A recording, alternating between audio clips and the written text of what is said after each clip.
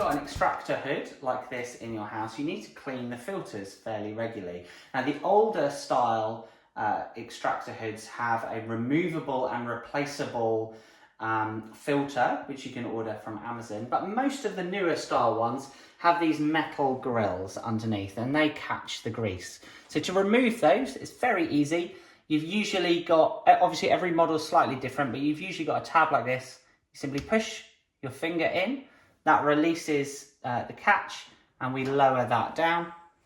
At the back, we've got two little tabs here, and there's two slots here. So to put them back, we line them up at the back so that they sit into that hole.